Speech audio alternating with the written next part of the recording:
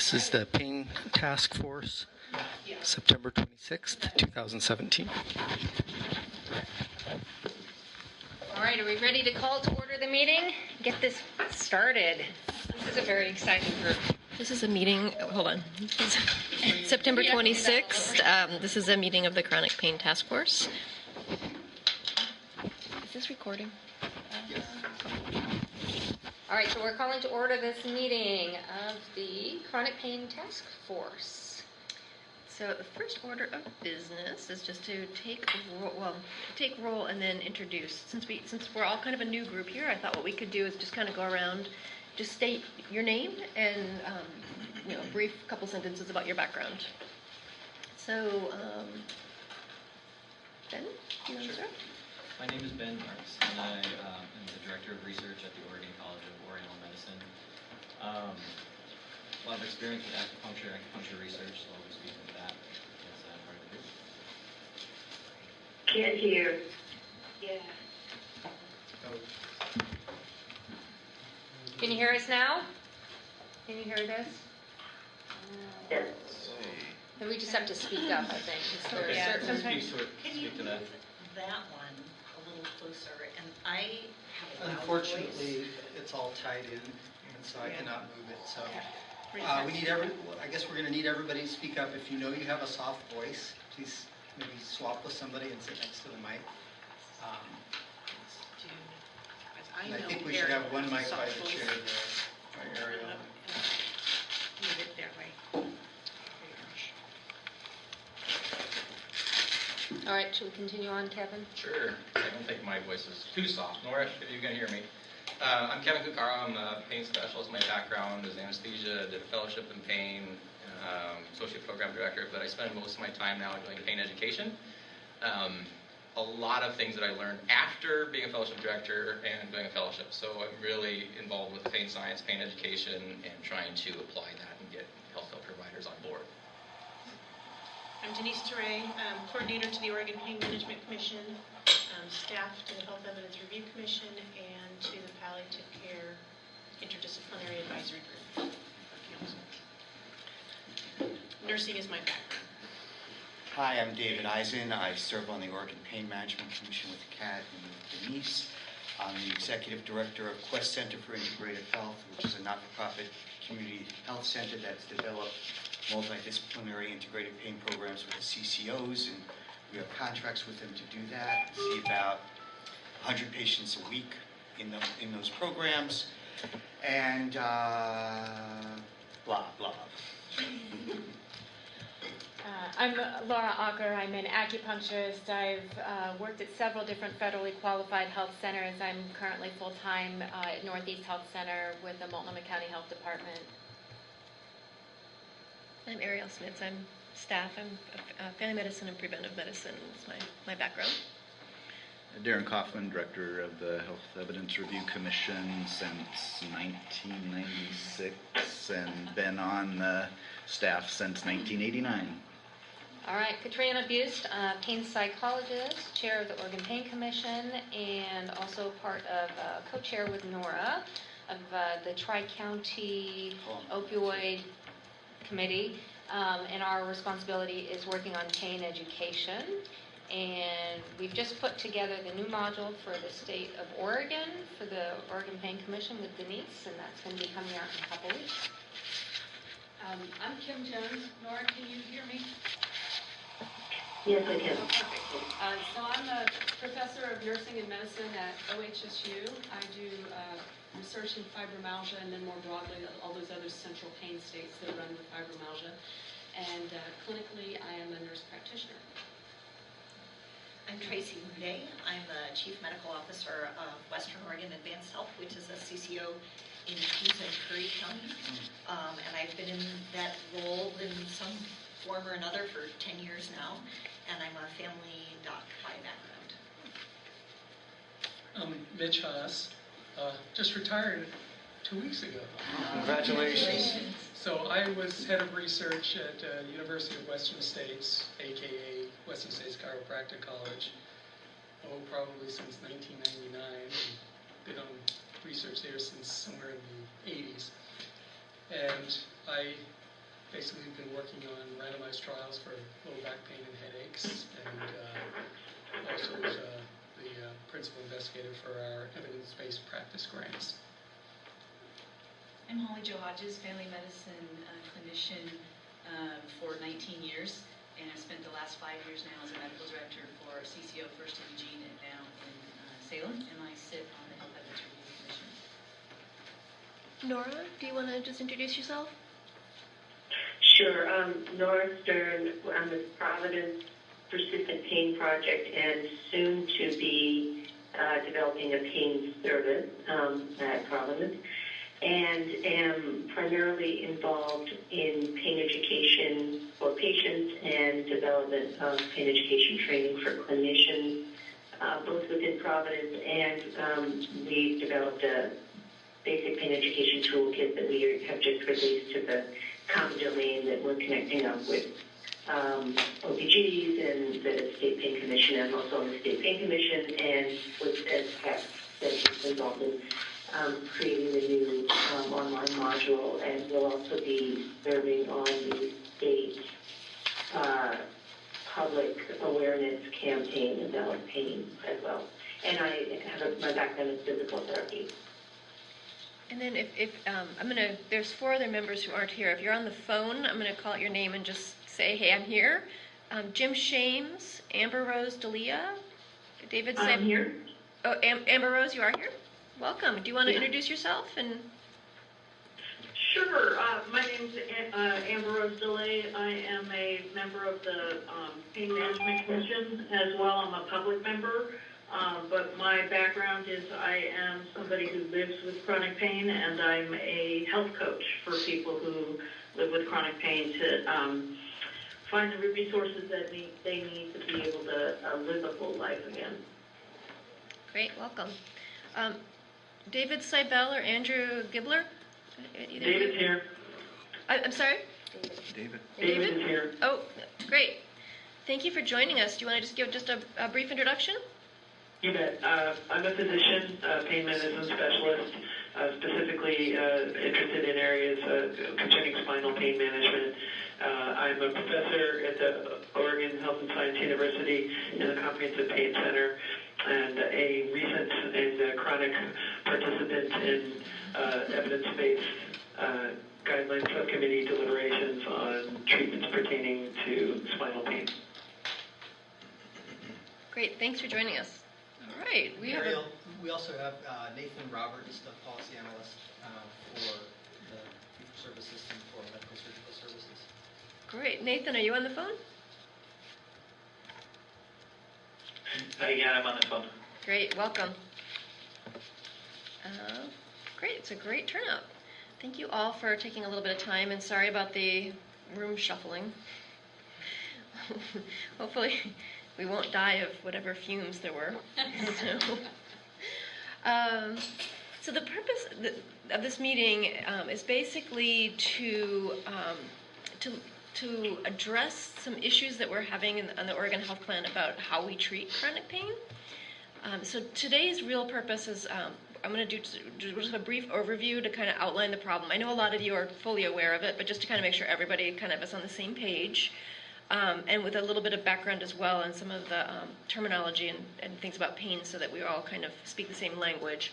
And then I hope the majority of the meeting will just kind of be a discussion amongst the members about basically brainstorming, giving staff ideas and things to work on that we can bring to the next meeting to kind of show you more of a formal proposal. Does that sound like a reasonable agenda? Okay. Jason, do you want to start the PowerPoint? Start the what? PowerPoint. I can't. So of course we have to have PowerPoint, right? So the first part of the PowerPoint was basically just to kind of the field of pain has really kind of changed and grown, and I just really wanted Denise to kind of give us a little overview of some of the kind of current thinking about pain, and so we can all kind of get on the same pain terminology. So do you want to just kind of do a overview of that? This was not an easy task either. And to try and come up with a common or single definition of pain is not easy. Can you speak up? Sorry.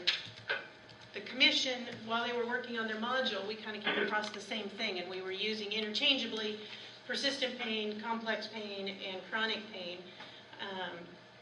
And so I've kind of summarized the definitions that I have been picking up in all of our work that we've been doing, and I've included, of course, the International Associations for Study of Pain, their definition of what pain is, and that seems to be the most common general definition of it as an unpleasant sensory and emotional experience associated with actual or potential tissue damage.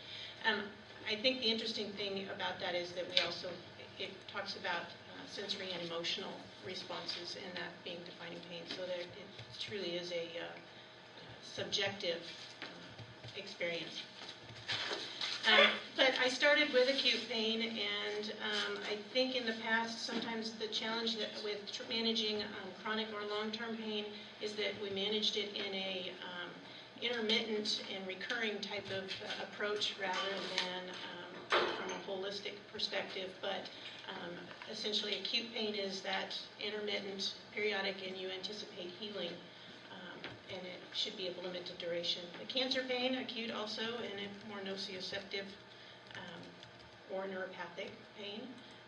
Then there's also the term chronic non-cancer pain that we've used. That one's fairly broad. There's some information in the literature that suggests that that's not necessarily a great term to be using. It suggests that cancer pain should be managed differently. Chronic pain or chronic pain syndrome, generally defined as a duration of greater than 3 months or beyond the anticipated healing time. Some of the downfalls of using that is suggesting that pain stays the same, and once it's there, it's always there. It doesn't change. Persistent pain is a terminology. This one is used to suggest that pain is changeable. And complex pain, I kind of came up and used this definition that maybe this pain is just an overprotective response by the brain, and has associated biopsychosocial impacts that affect or present and comorbid presentations with that type of pain. So I think the challenge is going to be, and you guys are the experts, what do we want to stay with the same common terminology? Do we need to draw a line between acute and chronic pain? Do we need to, and when we're looking at central sensitization, which ICD-10 diagnosis codes haven't quite gotten there yet to identify that. But do we want to look at all types of pain and the dysfunctions that are associated with that and providing supportive care? As we move through this, we're going to have to try and figure out, we have different buckets. Jason, if you'll switch to the next slide. Daniel Claw uses this sort of separation of the different types of pain with nociceptive, neuropathic, and centralized pain.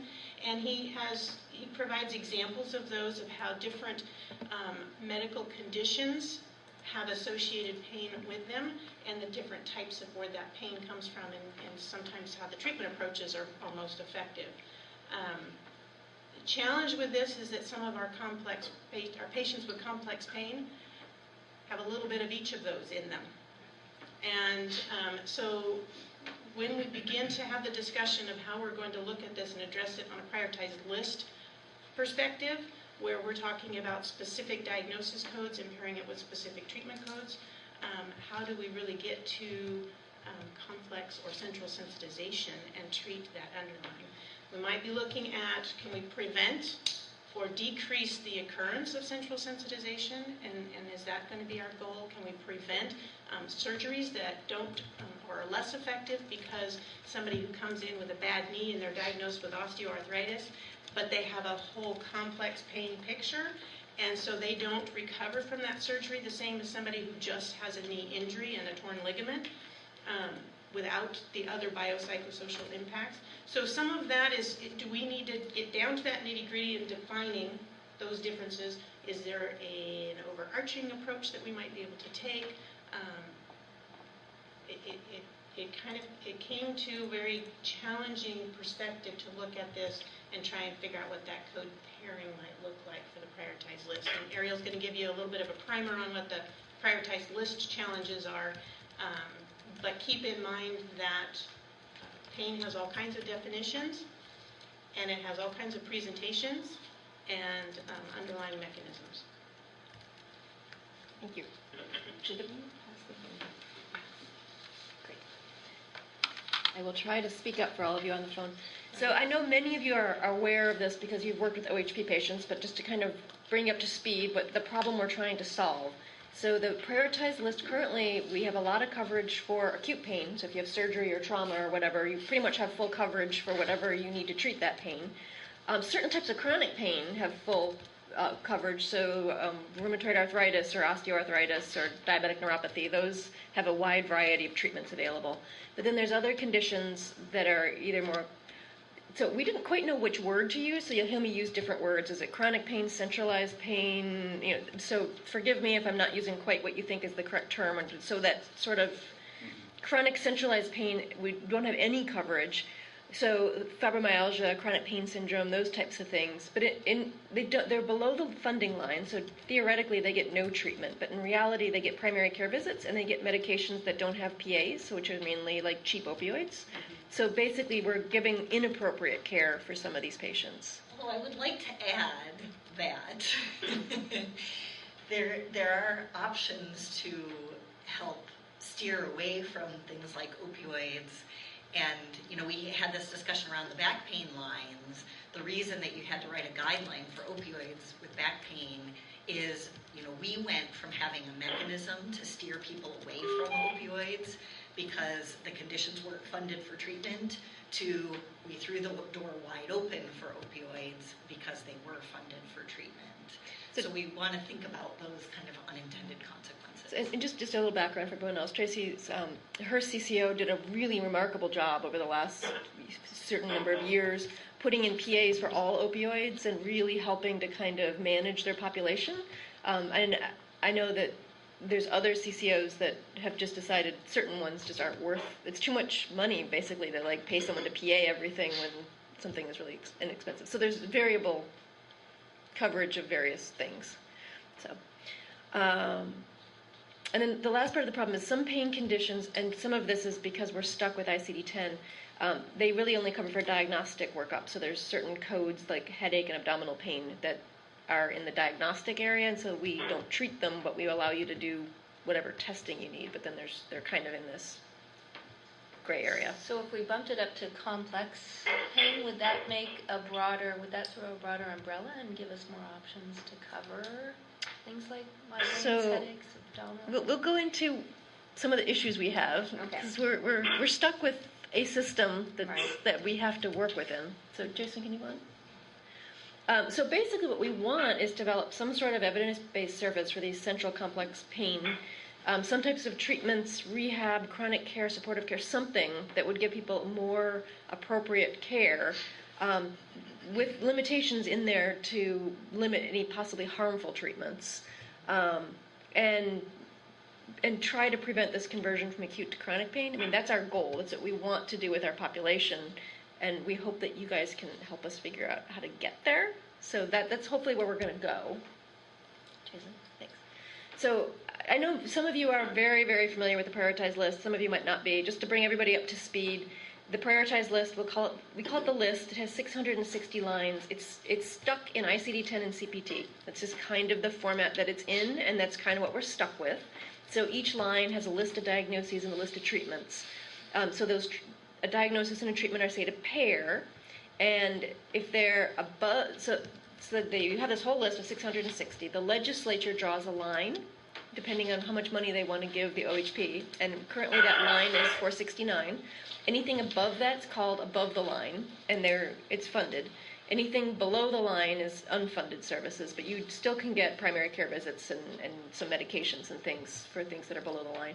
The primary care visits are on purpose, so if you have chronic tension headaches, you can go and see your doctor over and over again to make sure that it's still a tension headache, but you can't go see a specialist, you can't get certain treatments, et cetera, because it's below the funding line. We have some ways of fine-tuning coverage, so we have guidelines, which might be a short statement or it might be a really long kind of list of things, and that can say, you know, we cover it in these situations, we cover this types of treatment, but only if you have X or Y. So if you want to look at really long, complicated ones, look at our back ones. They kind of went into great detail. We have others that are just real short that just say, you know, we only cover a procedure if you've already tried certain medications or something. And then there's also something we call statements of intent. So guidelines are tied to certain lines. Like the back lines have a guideline, and only the back lines tie into those. Other lines that it doesn't affect. Then there's something we call a statement of intent. That's just a more general statement.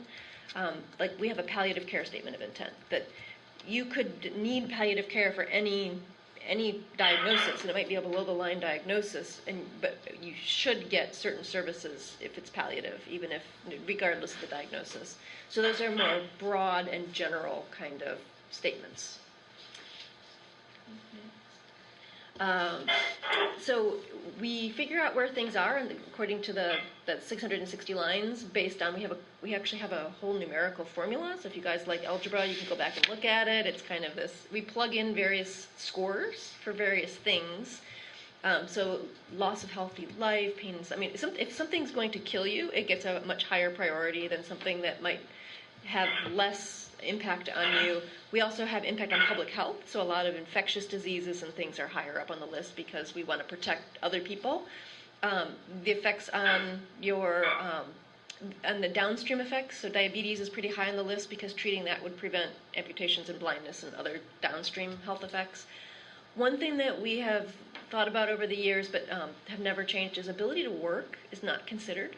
So the ability to, we do talk about like the ability of children to like function in an educational setting, but we don't actually take into account people's ability to work. We do cover diagnostic and ancillary service. So the prioritized list has these procedures and things, but then there's other lists that are called diagnostic and ancillary and all those that also exist. So things kind of have complicated layers to them. So diagnostic things like x-rays and CT scans are covered. They might have a guideline saying you can only get a CT scan in a certain situation, but they're covered to make a diagnosis. We also cover ancillary things. So if you have a diagnosis above the line and you need a wheelchair, we pay for that as the DME. And then we have 4 lines that cover dysfunction, which is like mostly for conditions that don't have a treatment, like cerebral palsy or ALS, things that we don't treat the underlying disease. We don't really have a way to affect the disease process, but we might need to get physical therapy, or you might need to have a surgery to have a contracture released, something like that, so we can do the supportive things. So those are available as well. We're having some noise on the line. Can you please mute your phone? You can use *6 or the mute button on your phone. Can I ask a question? Yeah. This is Kim. What I remember about the scoring formula is that you multiplied your number times 7 for the effectiveness of treatment. And I think that if that's still the formula, that's going to be a huge problem for complex, persistent, central, whatever you're going to say about pain. So things are multiplied by effectiveness. It's not that the 7 that's a different factor. So things that are things that could kill you get a higher factor kind of put in, and that's I think where is that the 7 or is it multiplied by 20? I just know that last time we talked trying to get this centralized stuff over the line, our big fallback. The problem is effectiveness. Yeah.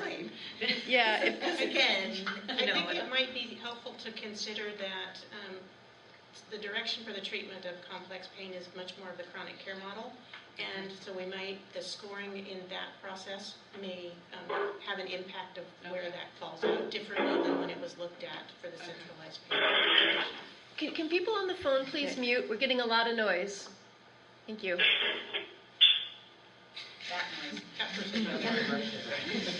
Jason, next line. I can't. Oh, I'm sorry. So the challenges that we have, we talked a little bit about, we're limited to ICD-10, and ICD-10 still is really in a kind of an older model. It's like there's chronic pain, and things have buckets that may or may not actually make sense, but that's the way ICD-10 has them, and we're kind of stuck with ICD-10. And we also are limited to CPT. Again, with ICD-10 and CPT, we can do these guidelines, and we can get some nuances there. And what I think you were bringing up, Kim, is that we're limited to evidence. So recently we've done reviews to try and see if we needed to move the prioritization for tension headaches and for fibromyalgia. Those have been done in the last 5 years. And we didn't really find any effective treatments, although tension headache, ibuprofen is effective, but no other treatment really is effective. And then with fibromyalgia, there was, I believe, a couple things, but this sort of the level of effectiveness in the literature was not sufficient to... Small effect size. Yeah, small effect size. So we're limited there too. And then we also want to prevent any unintended consequences. So I think Tracy was bringing up that if we move something above the line, then there's a lot of things that come along with that. They can get medications, they can get a whole bunch of things that may or they maybe in other ways. There might be a PA in place or something, but there's still much more services available. And there's things like DME, all those things suddenly would pair. So we have to also think about unintended consequences of anything that we're doing. So is an unintended consequence something that will then fall under the line if something else moves up? That would be another unintended consequence. Yeah. So I was thinking, like, let's say we made a line for chronic pain, and then we find some expensive medication that people want to use for it that unless we kind of specifically call that out, that would be covered when it might not be appropriate. So, next one. Tracy, didn't we address the issue by limiting the number of opioids, though, for the back pain? Right, but we were going down this, the group was going down this road of how wonderful will it be, nobody will prescribe opiates if they have all these other things available to them, which of course, we don't see, certainly other states have all of those options available to them, and they have opioid use as well. But what it did is it took a tool away from us and from a number of CCOs that were using that. This treatment for this condition is below the line, therefore chronic opioids are not covered because there's no evidence of effect, and it took that away from us. So we put them back in, but we had to do it very explicitly with a guideline that spelled out when it was appropriate and for how long.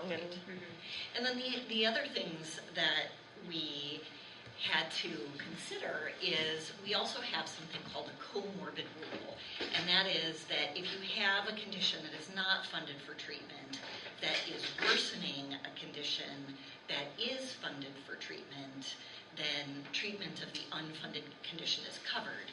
And a really simple example of that is if allergic rhinitis is below the line. But if I have a kid whose allergic rhinitis is exacerbating their asthma such that I can't control the asthma, then coverage of the allergic rhinitis is on that covered line. So what can happen now is we had to ask the question is if medical treatment for back pain, as an example, is covered and surgical treatment for nonspecific low back pain is below the line, does that mean that is potentially, if the medical treatments are not working, does that now mean we have a covered comorbid that would allow people to get surgery that was below the line? So that's the unintended. So just segueing from that, David, people on the phone, is what is the possibility with comorbid conditions to use behavioral health diagnoses with physical health diagnoses, pair them together, and look at an enhanced alternative payment model? We do this with Family Care and with Care Oregon, and it